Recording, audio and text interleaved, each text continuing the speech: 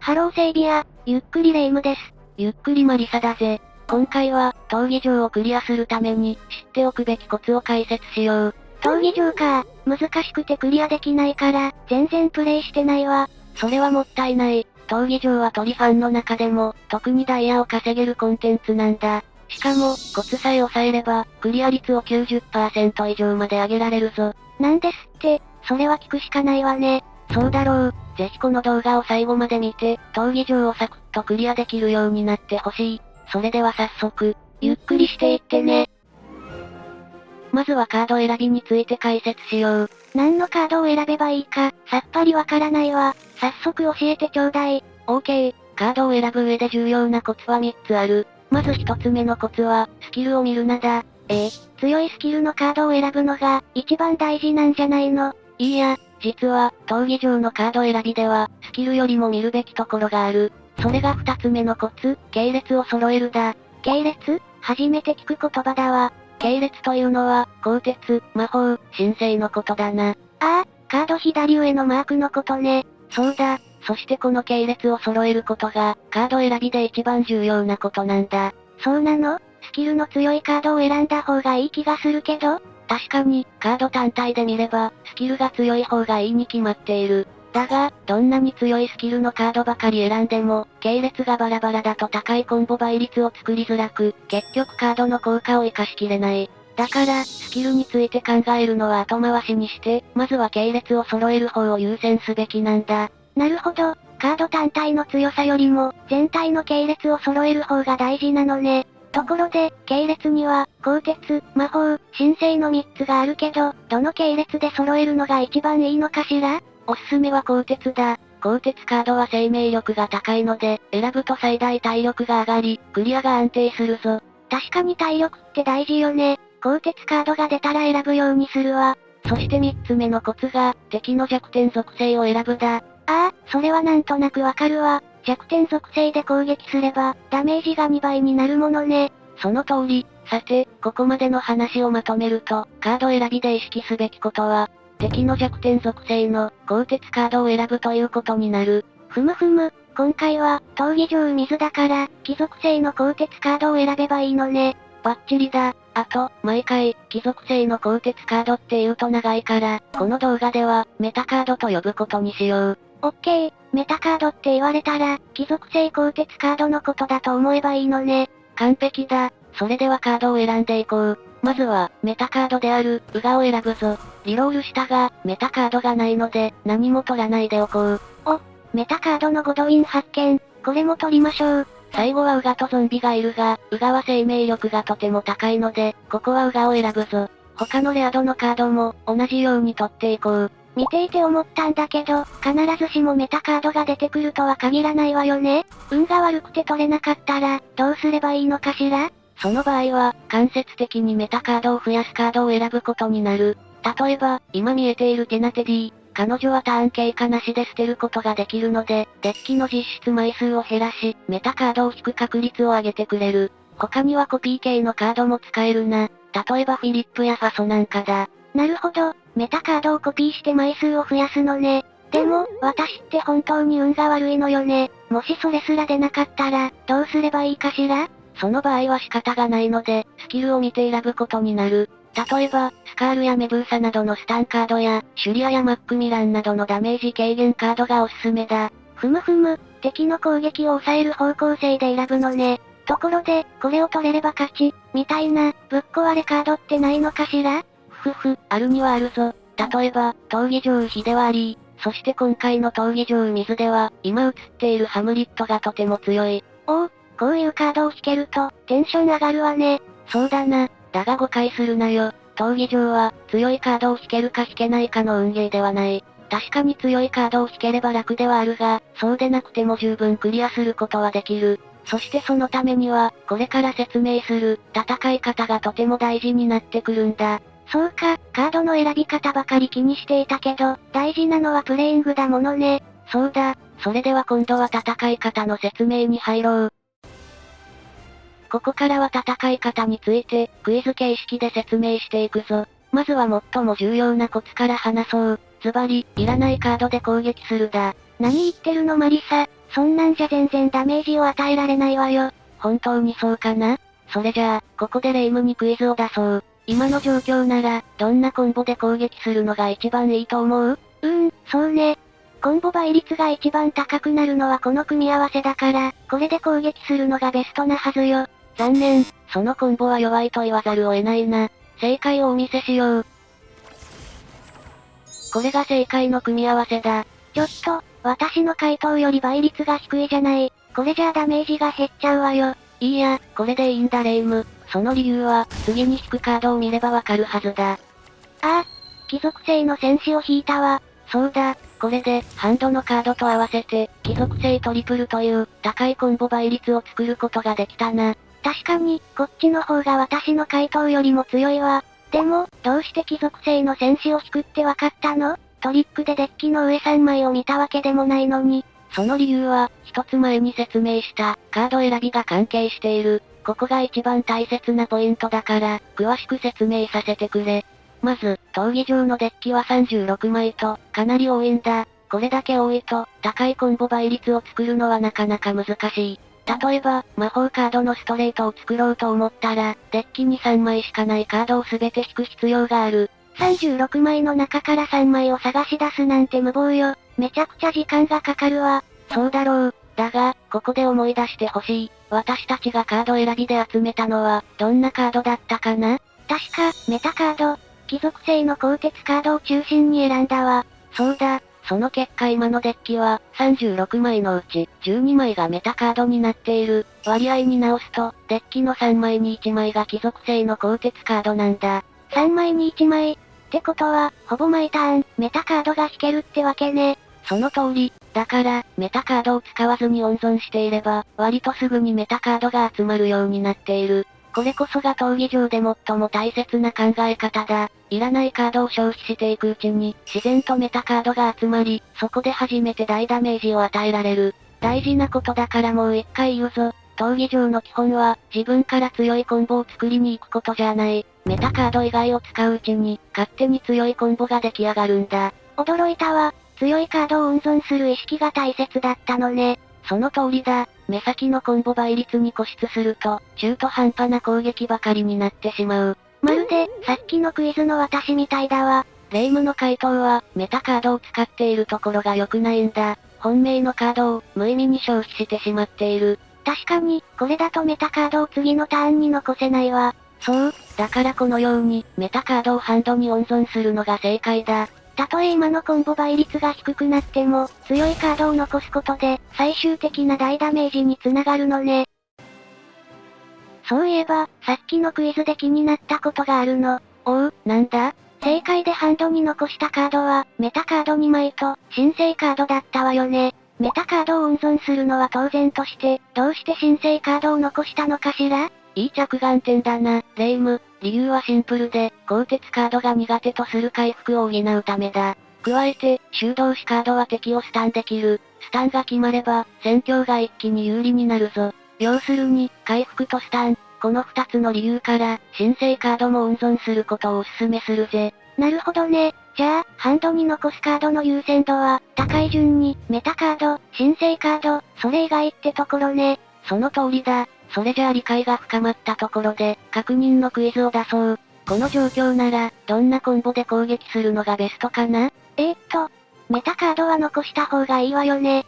それから、新生カードも2枚あるわ。よし、それなら、メタカードと新生カードはハンドに温存して、残りの3枚で攻撃するのが正解よ。大正解だ。基礎はバッチリ身についたようだな。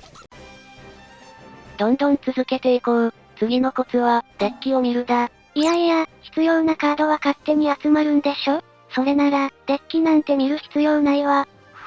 そう思うか？それじゃあ、またクイズと行こう。今の状況なら、どんなコンボで攻撃するのが一番いいだろう？こんなの、これまでのクイズと同じじゃない。メタカード2枚と新生カードをハンドに温存して、残りの3枚で攻撃するのが正解よ。残念、メタカード2枚を残すのは合っているが、残りの1枚は、新生カードのカーボではなく、魔法カードのアレーナを残すのが正解だ。どうして新生カードを残さないの？このクイズのポイントは、デッキの残り枚数にある。レ夢ム、デッキに残っているのは何枚だ？残り14枚ね。闘技場のデッキは36枚だから、だいぶ減ってきているわ。そうだ、デッキが少ないということは、新生カードが残っていないかもしれない。確かに、もしそうなら、新生カードを温存してもあまり意味がないわね。その通りだ。それじゃあ、実際にデッキを見てみるぞ。これが今のデッキの中身だ。手札と見比べてみよう。さっきのクイズで、レ夢ムはカーボを残したようだが、カーボとコンボを作れる新生カードはデッキにあるかな？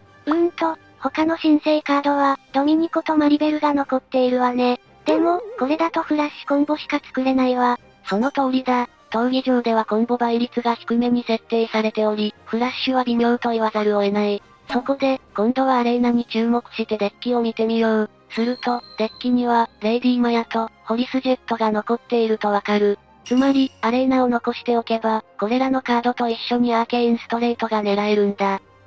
さっきの新生フラッシュと比べると、こっちの方がずっと強そうだわ。そういうことだ。つまり、今回の場面では、新生カードのカーボよりも、魔法カードのアレーナを残した方が、強力なコンボにつながるんだ。なるほど。デッキの残り枚数が少なくなったら、中身を確認して、強いコンボを作れるカードを残すことが大事なのね。その通りだ。闘技場の基本は、メタカードと新生カードを温存することだが、状況によっては、それ以外のカードを残すというのも覚えておいてくれ。ここで一旦、これまでのコツを振り返ろう。レ夢ム、闘技場の戦闘で、一番大事な基本は何だったかな？もちろん、いらないカードで攻撃するよね。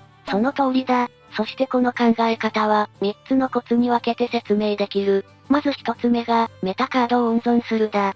そうそう、メタカードを残して、自然と強いコンボができるのを狙うんだったわね。そうだ。次に2つ目が、新生カードも温存するだ。ハンドに残すカードの優先度は、メタカード、新生カード、それ以外って覚えたわ。その通りだ。そして3つ目が、デッキを確認するだな。普段はメタカードと新生カードを残すけど、デッキが少なくなったら、それ以外のカードを残すことも考えるんだったわね。よし、整理はバッチリだな。それじゃあ次のコツに進もう。次のコツは、むやみに敵を倒さないだ。そんなわけないでしょ。敵を倒さないと、こっちがやられちゃうわよ。レ夢ム、それは大きな誤解だぜ。レ夢ムの誤解を解くために、今度はこのクイズに挑戦してもらおう。今の状況で、どうやって攻撃するのが一番強いかな？手札で騎士のアーケイントリプルが作れているじゃない。そして敵は残り1体で、しかもスタンしているわ。よし、これは絶好のチャンスね。このまま攻撃して、敵を倒しちゃいましょう。残念、不正解だ。この場面でも、メタカードは温存するのが正しい。どうしてよ、強いコンボができたんだから、そのまま攻撃すればいいじゃない。確かにそうすれば、この敵は倒せるな。だが、本当の問題はその後だ。闘技場の敵は、ステージを進めるにつれて強くなる。つまり、この敵を倒すと、次のステージにはもっと強い敵が出てくるんだ。そして、今の手札でアーケイントリプルを使ったら、ハンドに残るカードはどうなる？メタカードが1枚も残らないわ。そうなんだ。そんな状態で次のステージに進んだら、強い敵に対抗できずに負けるリスクがある。だから、こういう余裕があるときは、次のステージに備えて、メタカードを温存すべきなんだ。今の敵は1体だけで、攻撃力も低い、しかもスタンしていて動けないだろ？それゆえに、今回の場面では、敵を急いで倒す必要はないんだ。なるほど。敵が弱い時にはあえて倒さずに、カードを引きに行く姿勢が大切なのね。その通りだ。ここからは、カードを引くことについて、関係する2つのコツを紹介しよう。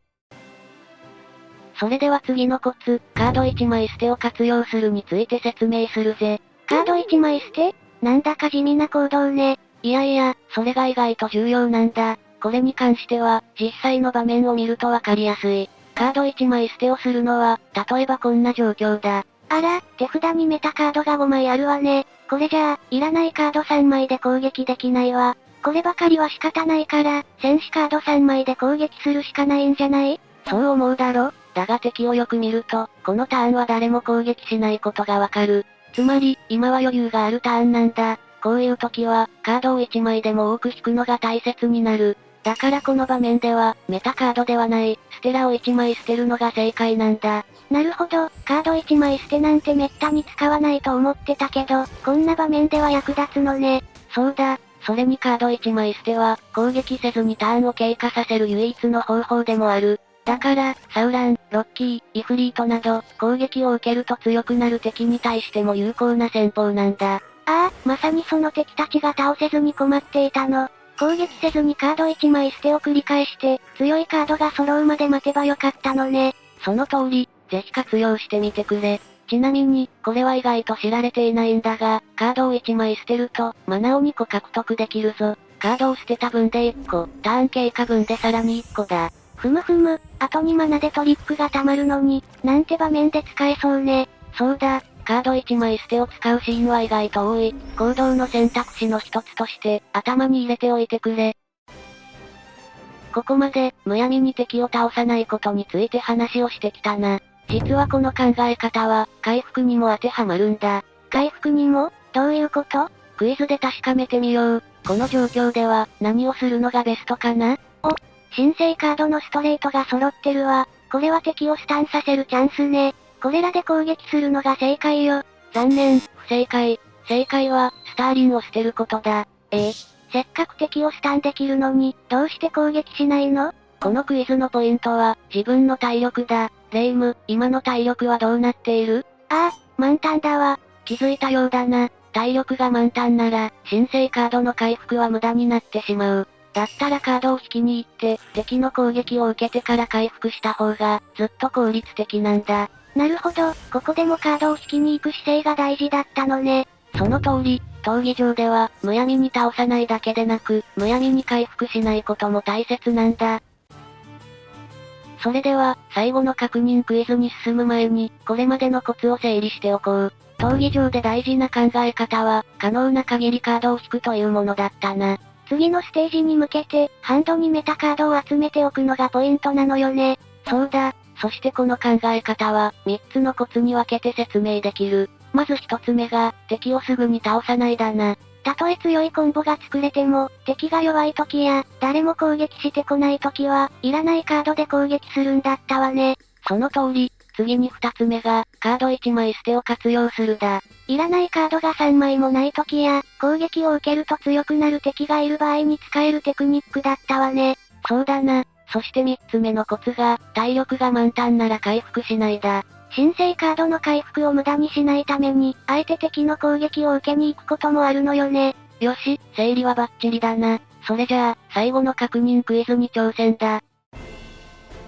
それでは、いよいよ最後の確認クイズだ。これまで説明してきた6つのコツを思い出して、正解の一手にたどり着いてほしい。これが解けたら、私も初心者卒業ね。全力で解いてみるわ。意気込みは十分だな。それでは問題だ。この状況では、どう行動するのが一番いいだろう？デッキの中身は右下に表示しておくぞ。この動画を見ているみんなも、ぜひここで動画を止めて考えてみてくれ。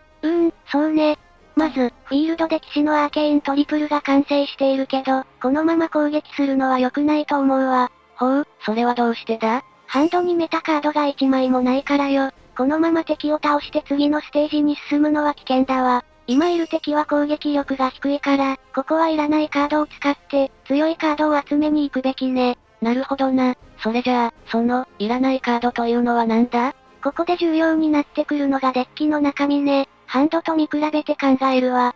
まず、メタカードであるゴドウィンは、やはり温存すべきだと思うの。ほほう、それはなぜだ？デッキを見ると、貴族性の戦士と盗賊はそれぞれ2枚以上あるのに対して、騎士は1枚しかないでしょ？後から貴族性の鋼鉄ストレートを作る可能性を考えると、騎士は残した方がいいと思うわ。なるほどな。それ以外のカードについてはどうだ？さらにデッキを見ると、魔法カードが一部残っているわ。ハンドのデアディアやアレイナと組み合わせることができれば、強いコンボになるはずよ。だから、デアディアとアレイナも残した方がいいと思うわ。ほうほう、じゃあ温存するのは、ゴドウィン、デアディア、アレイナの3枚かな？そうね、残りの3枚は、デッキに相性のいいカードがないわ。だから、これらの不要な3枚で攻撃するのがベストなはずよ。なるほどな。それじゃあ、正解発表といこう。レイムの回答は、大正解だ。考え方も含めて完璧だったぞ。やったー。これで少しは闘技場マスターに近づけたかしら。おう、これなら実戦でも十分やっていけると思うぜ。実際の闘技場では、毎ターンこういう判断を迫られるのよね。気を抜かずに頑張るわ。その意気だ。この調子でいけば、もう闘技場なんて怖くないぞ。See youの動画。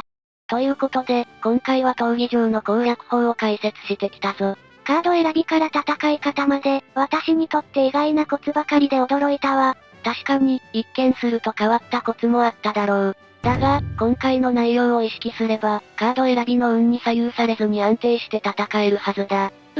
これで報酬ザクザクだわ。まあな、だが、本当に報酬がうまいのは、地獄級闘技場を突破した先にある、伝説の闘技場だがな。伝説の闘技場、そんなのがあるのね。ああ、そして伝説の闘技場をクリアするための立ち回りは、通常の闘技場とは全く違うんだ。なんですって、それもぜひ解説してほしいわ。そうだな、そのうち動画にするかもしれないので、見逃さないようにチャンネル登録をしておいてくれ。この動画が参考になった人は、高評価もよろしくね。それではご視聴、ありがとうございました。